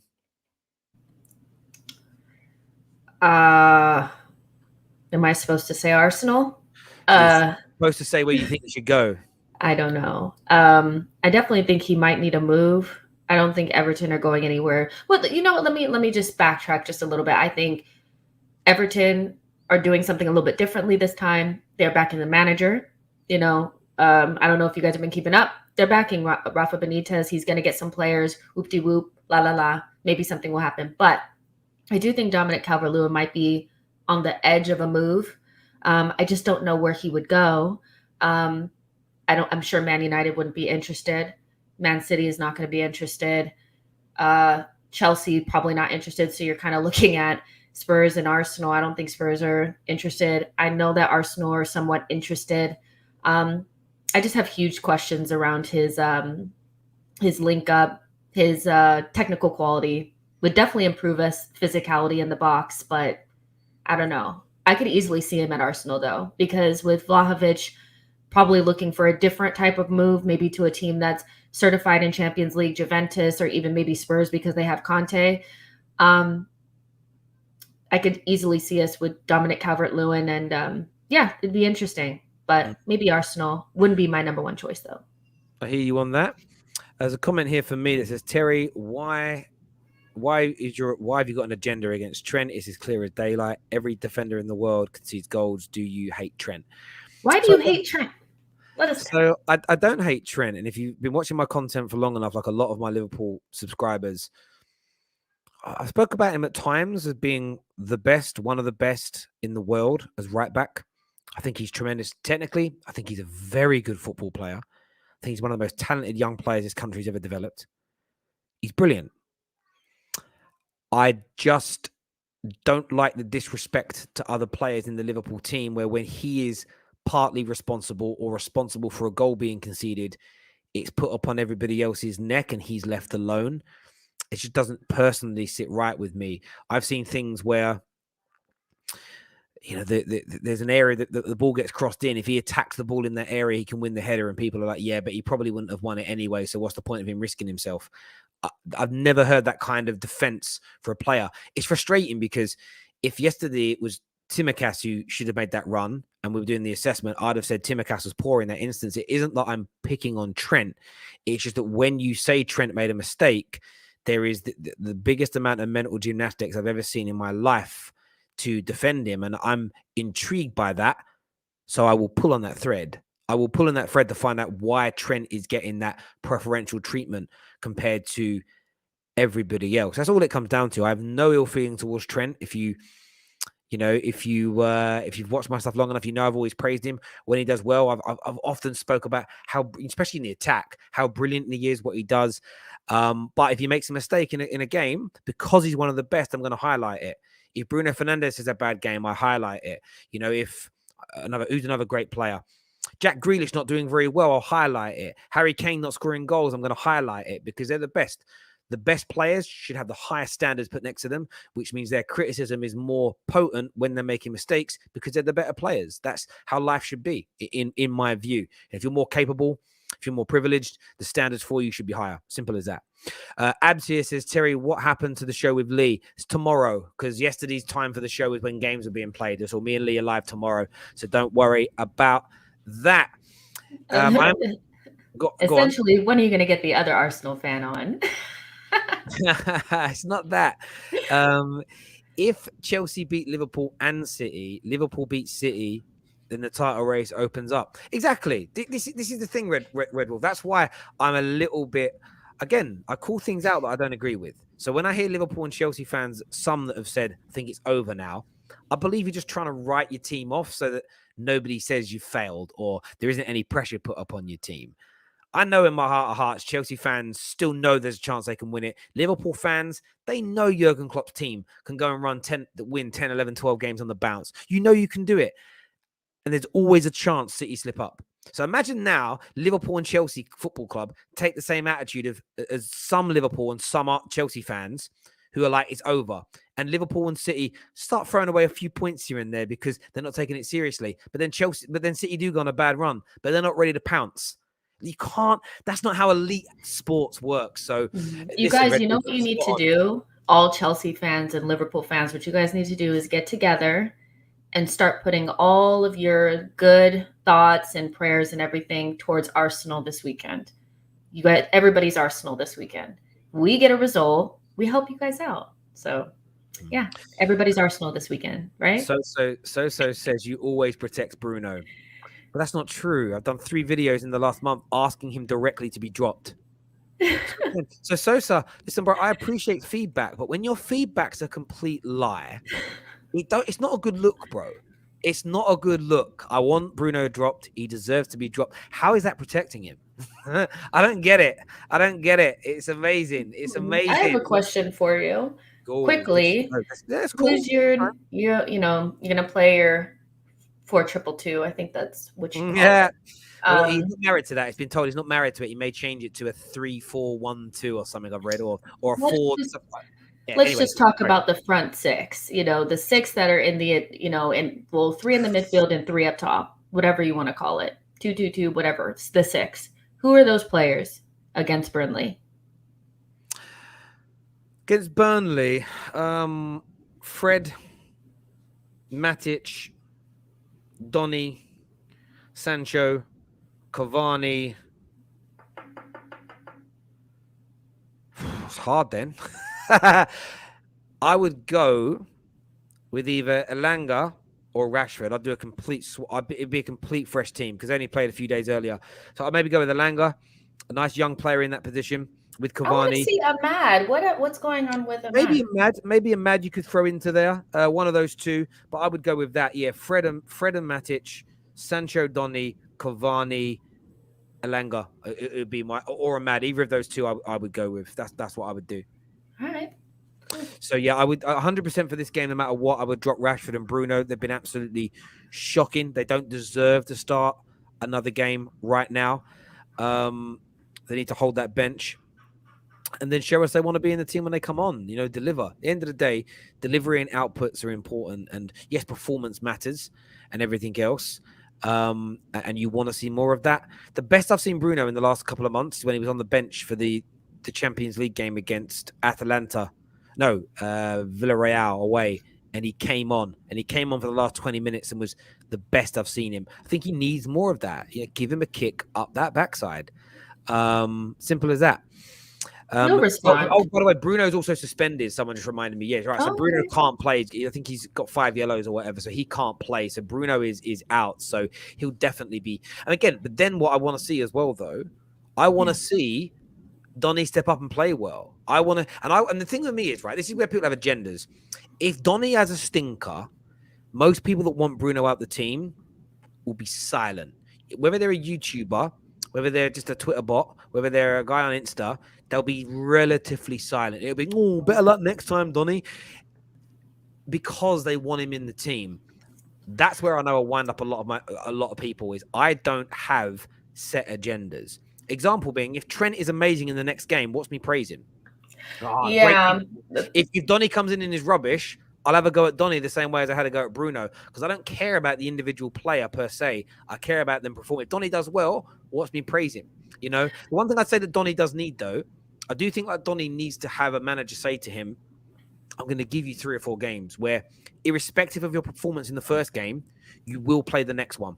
Or you will play this set of games, because there is rotation because of 2 games a week. I do feel like he needs that jab in the arm to say your position's safe for a few weeks, just so he can maybe relax a little bit and not have to star for 1 game. However, if he's giving balls away on the edge of the box, losing battles in the air, getting out muscled, I will moan about it, like, because you have to, I think. Yeah, he does. Like, sometimes you don't get that opportunity, and you do see like players that really are desperate to get into the team almost shoot themselves in the foot because they're so nervous or whatever, like when they get their little 10 minutes. It would be nice if you can have 3 or 4 games, but just like a little reminder as well, sometimes the players that aren't playing aren't always the answer either, you know, so don't be surprised like if things are not that different just because you switch things up. And do you know what's interesting? You're bang on, because if you look at the report, someone in the comments goes, why aren't you talking about the Man United dressing room? We spent the first 42 minutes speaking about it. So go back and watch it, brother.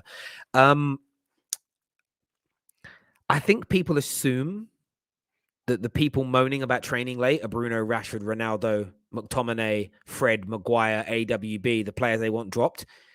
It could very well be the players that everybody wants to play that are the ones that are the problem, like, or part of the problem. It could be a combination. I was saying to KJ the other day, I was like, wouldn't it be ironic if we've got 3 or 4 players that need to be dropped because they're playing badly, but the manager, like Ollie, doesn't want to pick certain players because they're not bothering to work hard in training, which then becomes a very big conundrum. You can't pick the players that are not putting the work in, that haven't got the right attitude, but equally you're losing football matches because you've got players that are out of form that you're forced into playing because of you don't want to reward people that are misbehaving. It's no one knows the answer. Like, it could be any one of these things, but again, you're right. We could bring in 3 or 4 new players and look equally as bad, because if they're also not happy with the way Ralph wants to do it and how hard he wants to make them work, everyone's a problem, which is why I did exactly what you just said. Like, I assumed right away, I thought, Ronaldo, he's so rich, why is he complaining? Like, he's the first person that I thought of. But like, realistically, would it be the guy that is known for working the hardest? Like, you know what I mean? Like, exactly. Could it just be like people have said in the last few days, we think that maybe he's giving certain players enough rope to hang themselves. That is a very fair that was me. thought process. It was you, because I agreed with it, right? We both think that. But equally, he could not be picking Donny for the same reasons as Ollie, because Donny don't work hard enough in training. And this is the question. And I'm not saying Donny doesn't work hard. I'm not saying he does. We don't know the answer. So we shouldn't. That's the point. The point is that we all focus on, like, why? Like, all the reasons for Rashford not being dropped are like negative about the manager and Rashford. But could it just be that the people you want to come in for Rashford are misbehaving and being bad in training and being unprofessional, and therefore they're not being picked? So they're causing that's equally as logical. Actually, it's more logical than the players have news of the manager or whatever the weird excuses are. The point is, we don't know why these decisions are being made. All we can do is speculate and ask why. Interestingly, though, if Donny doesn't get given a chance all season, surely it has to be the player and not 2 managers on the bounce. Oh, yeah, for sure. Because, look, you are starved of resources in that midfield, okay? So it's like you're looking at what you have, and if Ralph is also like, Donny, no, then it has to be him. any manager would, if they could, move away from Fred and McTominay, they probably would if they had something better there that they felt like they could use. If Nani's not getting used at this point, and remember, a lot of Dutch players or players from the Eredivisie do not do well in the Premier League. That is a thing. Look at Ziyech. He even is struggling just a little bit to like really get into things. So it could just be he's not built for it. And so you have to look at that. It could be. And again, like we said, it could be everybody's players they hate that are not wanting to work hard and train. It could be the people they want to, it could be all the ones they want in the team. And the reason they're not being picked is because they're crying that they have to work past 5 o'clock and they're already in the boardroom saying, "Oh, we don't like Ralph. He's making us work hard." All these things could be true. And that's why we project. That's what's fun. Like, that's the whole point. Like, just kind of going back to your thing about, well, why do we do ifs, buts, and maybes? If we don't do if, buts, and maybes, there's no point in having a show. That's what we do. Yeah, if, buts, and maybes. It is true, like, especially from a fan point of view. Like, we're allowed to speculate and give our views. What I love, though, is that dynamic of, as I say, we look at the Trent thing. Some people want to protect Trent. Say, look, I know when a goal goes in, it's like, right, he's to blame. He's to blame. He's to blame. Yes, I've got a reason to defend him. And I know I've done that in the past. What stopped me from doing that so much has always been, it's been the football terrace in terms of speaking to rival fans on such a regular basis. How I view football now has changed massively for me. And people will still say that I'm biased, and that's their take. I'm actually harsher on players that I rate. So if I'm harsh on a player that's at your club, it's because I think he's really talented. If I'm saying I think he's overrated and I don't think he's as good as people were saying, I'm being very open that I don't think he's good enough. But I'll always criticize Trent more than nearly every other right back in the league because Trent is better than them.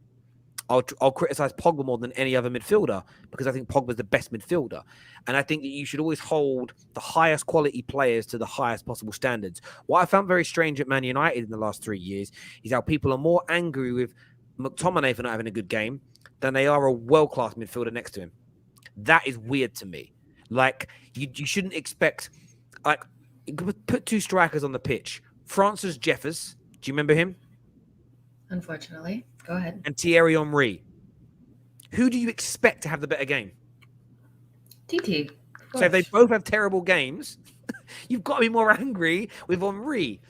It's different. Like, it's just crazy or more frustrated or more annoyed at because he's the better guy. I just don't understand the logic of, like, hit the little, again, low-hanging fruit, though, isn't it? If I go, everyone dislikes McTominay. So if I go for McTominay, I'll kind of be safe in those numbers. I'm not going to put my head above the precipice and have a go at the guy that everybody loves because that's not the done thing. But yeah, it's one of them. The Franny, man like Thiago's father in the house, man. Franny Jeffers, what a player. What's sad about someone like Francis Jeffers? That's why when kids talk about all these youngsters, they're all going to make it. Some are not. They're not all going to make it. When I can't wait for some of you young'uns to be in your mid-30s like me. And then the new young generation see like these 20 young players come through across multiple teams and they all think they're all going to make it. And you're all sitting there going, bless them. Only about 3 are going to be here in another 5-6 years' time for one reason or another. Do you remember the debates? I don't know if this was going on in your world back then because obviously social media wasn't as big. There used to be a debate. Who's going to have the best career? Not McTominay. Tom Cleverley or Jack Wilshere? That was a debate. Neither had great careers, really. Like, Jack Wilshere was the more talented player. See, I think probably Tom Cleverley has more prestigious medals. He obviously won a Premier League at Man United. But neither of their careers have been good for one reason or another. One on ability, one more on injuries. But it's like there was a time where and I swear Arsenal fans, Liverpool fans at the time were throwing Jay Spearing into it. If I remember correctly, it's just how it is. And you'll sometimes get it where loads of the players go on to great things. And sometimes none of them do it. And it's going to be interesting to see in 10 years' time where Saka is, where Smith Rowe is, where Greenwood is, where Mason Mount is, and Chalobah. Like Chalobah at the moment, he should be doing this, he should be that, he's this guy. We just don't know. There was a time when, like, look how good Ramsdale looks at the minute. We've had England goalies come through where for a small period of time, a year or two, we're like, wow, this goalie could be. There's a time where Joe Hart was being spoken about as maybe become one of the greatest England goalkeepers of all time. Didn't last that long. I love it. Honestly, I absolutely. Oh, this is a great one. The Charlie Adam hype was a madness. Mm-hmm. Charlie Adam hype was huge. He was going to leave Blackpool, and he was going to become the Scottish Paul Scholes. It's crazy. Terry lying again. With my Jay Spearing comment? No, that's not a lie, my friend. That's called a joke. Jokes are always a kind of lie. They're like a play. Like it's a joke, bruv. Like honestly, relax, bro. But they've got Thiago's father here, the Liverpool fan who can take a joke. Jay Spearing was the next Steven Gerrard for a little while, and that's the thing that's like they're always trying to like they're the next blank, they're the next so and so. It's like just stop. Like God rest his soul, Liam Miller, young Irish midfielder we signed, the next Roy Keane, flopped. Like God rest his soul, he's passed away now. It just didn't work, you know. Yeah. It happens on a regular basis, and it's funny. It's just funny to me. Terry, your jokes don't sound like jokes. That's because you're in your feelings. Like, oh well, sometimes I understand a little bit because like we don't have the same humor all the time. And sometimes you sound so serious, but like you're literally joking. It's called, I'll tell you what it is. It's called deadpan. It's saying yeah, I know what deadpan is. It's deadpan. That's all it is. And if you don't hear it as a joke, then it's actually worked. Well, do you think that maybe it's like it's a nice little like protection? I'm gonna say this. No, it's a cute little dig. You know me. I'm joking. You know me well enough to know when I'm serious about something. Because if you'd have seen, go back and watch my face when I said it. I'm like this. Jay Spearing. It just, you see it, body language, but it's all good. And how Does Terry need to work on his jokes, you guys? Do you think he needs to go to a comedy class and learn how to do deadpan a little bit better? Or? Nowhere, Jay. I don't need to be anywhere. Like telling me how to go. I'm not trying to be a comedian. You know it, Thiago's father there. Dry humor. That's where it is. Curtis Jones. Yeah, Curtis Jones is now being linked, touted as. I have seen those things said about him by a few Liverpool fans this season. Oh my gosh, Lord Bettner. Yes. We've had tons of these over the years. Yaya Sanogo.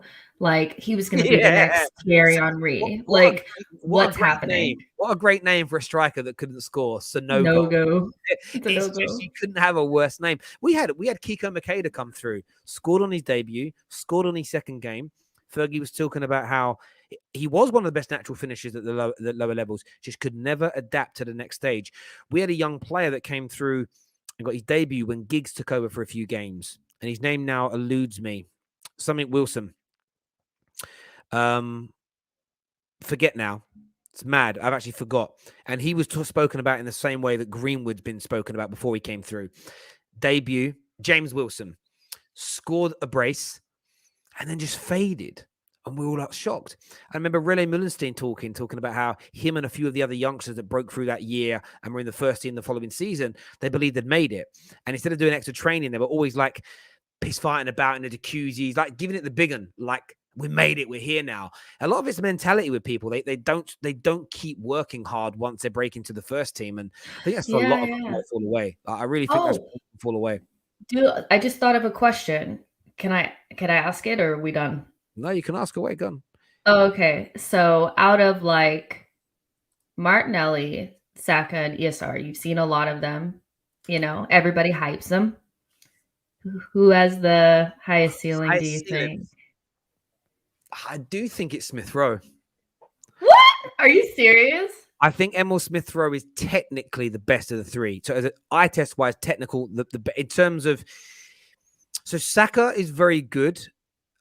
I look at him as he's good with his feet. None of them are bad technically. I mean, I'm gonna have to do it this way because Arsenal fans will get upset. Even though I'm praising an Arsenal player, they're all good technically. First of all, Saka, I like how Saka looks. So Saka's my favorite though because he's direct. He runs at people, and I love that. That's what I like.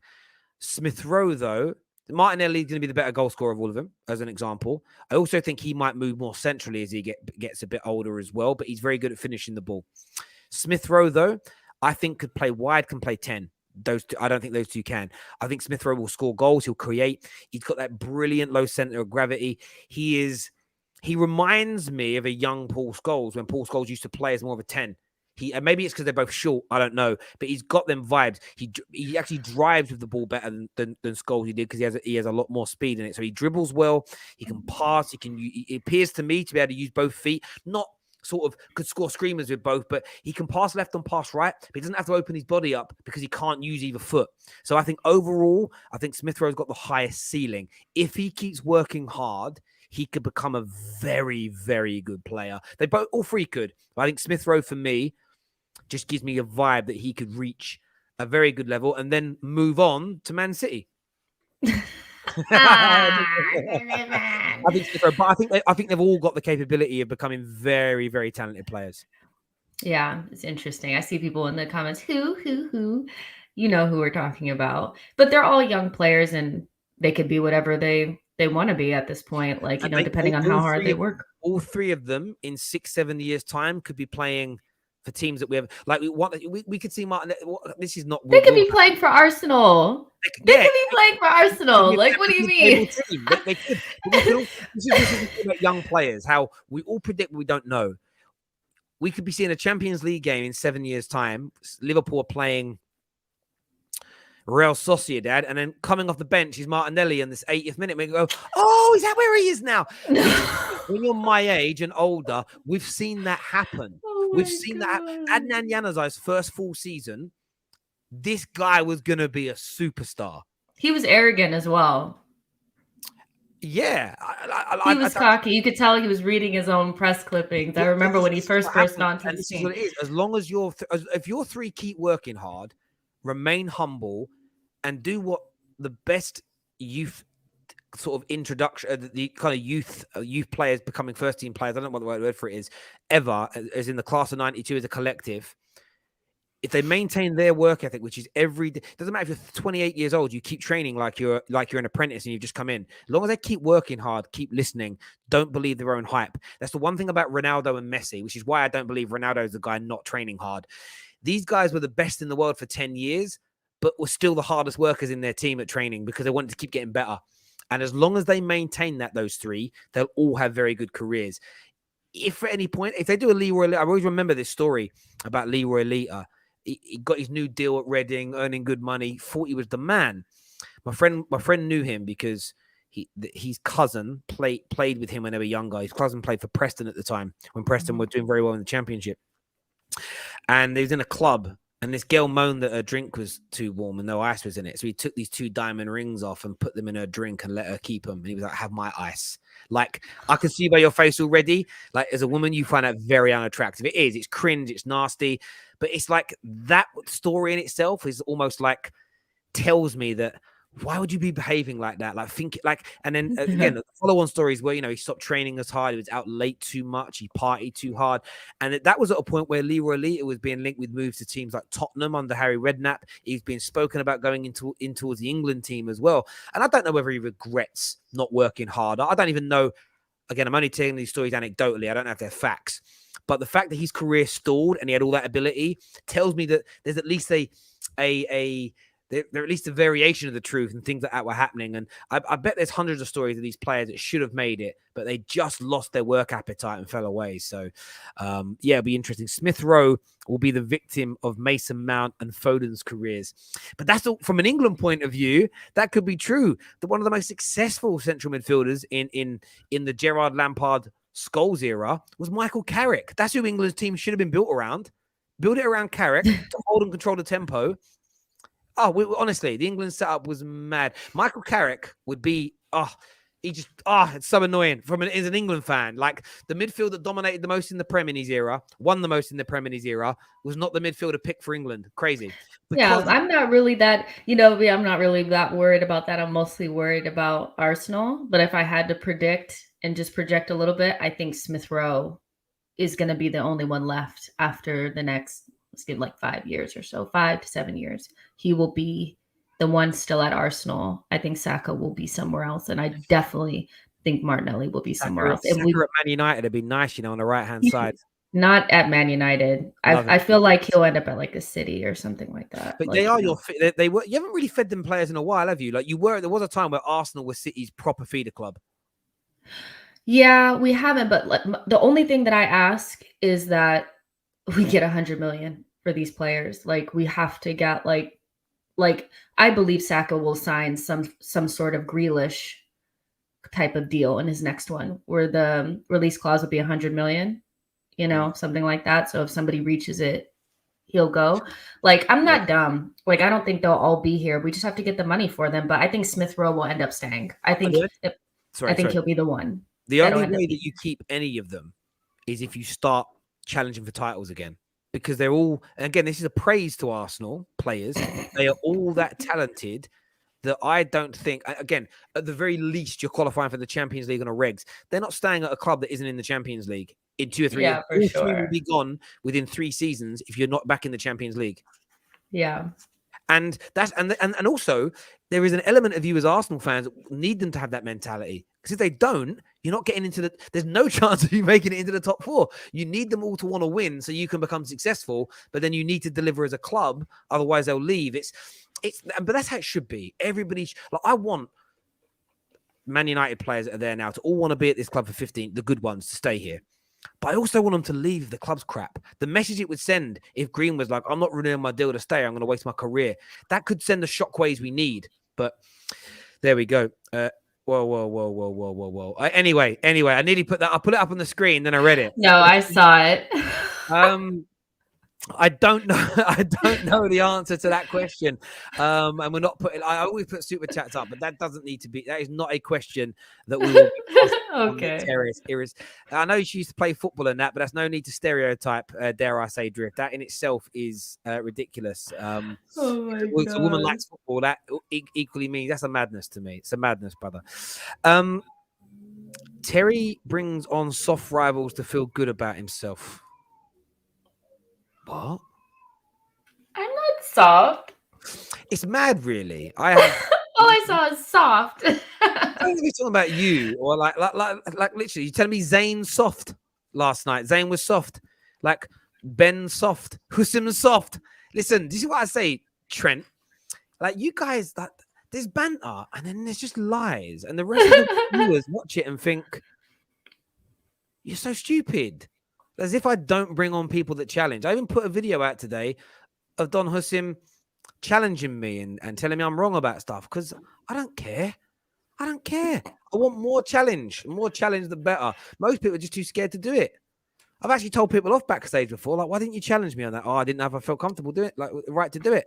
Jess will tell you, she sat backstage with loads of us. I tell everybody the same thing. Challenge me, tell me I'm wrong. There's no echo chambers. Do you know what I mean? Just be respectful to all I ever ask is be respectful to the terrace, not me. Do you know what I'm saying? Slag off the platform and you're banned. That's it. Arsenal's academy is producing talent at all levels. There is more coming through. Yeah, I have read that. I heard it's the new, whatever they call Barca's academy. Oh gosh, like, I hate little reports like that. Like, they're the English version of La Masia. Like, yeah, whatever. He's having Iniesta. That's a mad claim, really. But yeah, I guess the only thing for me is, like, I see people like, well, you have low standards. No, I'm just realistic that the idea that every single player that comes to your academy is going to stay there for their entire career is just not real. That's not how it works. And so getting to top 4 has taken us so long, even challenging for it. How long do you think it's going to take us to challenge for titles? And in that time, Saka, ESR, and Martinelli will become better players. I would expect them to, and they'll be competitive. That's why we'll become a better team. So if they do go, I just want to make sure that we get the money. You know, it is what it is. And our academy does have good players coming through. So that's a conversation for another day, but I don't think that's low standards. I think that's being realistic. You know, we're not going to keep every single one of them, but I do think if I had to guess, Smith Rowe would be the one that would stay. Yeah, I hear you on that. JJ here says, Jess, keep up the great work and ignore the haters. Tell us Cavani link up sounds interesting. Yeah, by the way, I want Luke Shaw back in the team as well. So I want Tellus back out again. Is something wrong with him? Is he hurt still, or is he hurt? Luke Shaw, I think Luke Shaw's back. I have to read up. I haven't checked. Don't speak for all Chelsea fans. We don't all think the same. I don't get how you can be a right back or right wing back and be void of all defensive responsibilities. Reece James as well. Oh, I hear you, Tim. First of all, I don't speak for all fans of anybody. I speak for myself, or I repeat what some people have said. But you're right. Listen, I understand where Don Hussein is coming from around the Klopp system means that there are times where Trent's told to not get back so he's ready to counter. But in last night's example, where he's next to Lookman, who's making a run from deep, and Trent goes to run with him. Trent just I take back what I tweeted. I don't think Trent was lazy. I don't think Trent saw the danger because I don't think his mind reads defending like that. And he kind of thought this is where the ball might end up, but it didn't. He just read it wrong. And that's what can sometimes happen. So I hear you, Tim, on that one there. What did Tellus do wrong against Newcastle? He did nothing wrong, but nothing right. I think he's a bit too slow. He's not very athletic. Ironically, he looks fitter than Luke Shaw, but Luke Shaw's quicker and faster than him, and we need that bit of speed back. So I think Delot stays in, but Luke Shaw, I definitely would put Luke Shaw back in the Man United team. Terry, check Sky Sports. Ronaldo wants to leave. Yeah, I think that's the story from the Sun, bro. So yeah, I'll give that one a miss, my friend. Everybody that's tuned in, a massive thank you to each and every single one of you. We're back tonight after the Chelsea and Man City game, so make sure you're tuning in for those match reactions. Jesh, pleasure as always. Thank you for having me on. No problem. And your new mic is great. The sound is pucker. Thank you so much. Not a problem. Everyone, make sure you sign up to our Twitch account now. Go and subscribe. The watch-alongs start this week, and you do not want to miss them. We're going to have David in the studio. It's going to be fire for Chelsea versus Liverpool this Sunday. Live watch-alongs. Of course, live match reactions will always be here on YouTube, but get yourself signed up right about now. Until it's all pinned to the live comment section. Just one click. I should see loads of you leaving the stream right now. Follow the Twitch account. Until next time, take care. Goodbye. God bless.